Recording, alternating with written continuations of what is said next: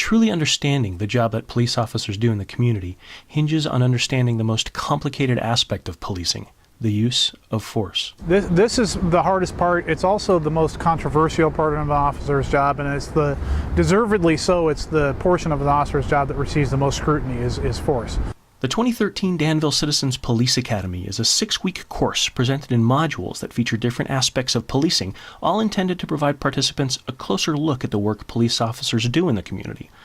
Now, the suburbs are largely peaceful compared to some of the nearby urban centers, but there are still occasions on which police officers must resort to using force. As one of the highlights of the Citizens Academy, participants are allowed a close-up look at the training police officers receive at the Contra Costa County's Force Options Simulator. The Force Options Simulator is probably the best day that we have for the Citizens Academy. They have an opportunity in a sterile environment that's not out live on the street to see some of the decisions that an officer has to make in processing the use of force that they use. The emphasis at the simulator is on the options that officers can employ based on different situations, and not just the last resort of deadly force. Force ranges from having to, pull someone along to literally having to use deadly force.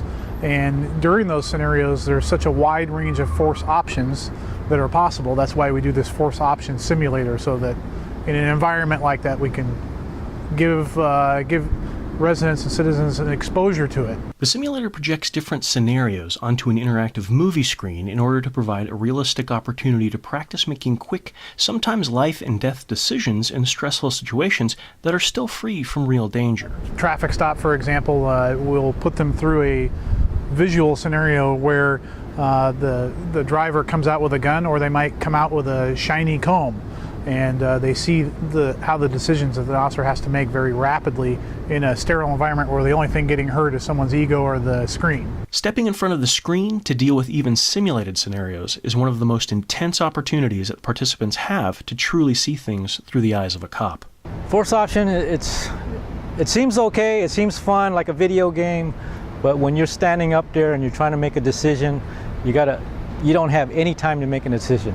What I'm hoping for is that by some of this exposure, this limited amount of exposure that we're able to give, is that people will see and understand why an officer may or may not have made the choice that they did. And the lesson is not lost on participants.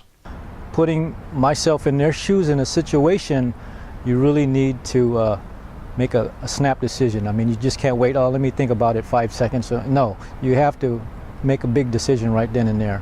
This series will continue its look inside the 2013 Danville Citizens Police Academy with a final look back at lessons learned over the 6-week course. For News 24/680, I'm Sean Yokomizo.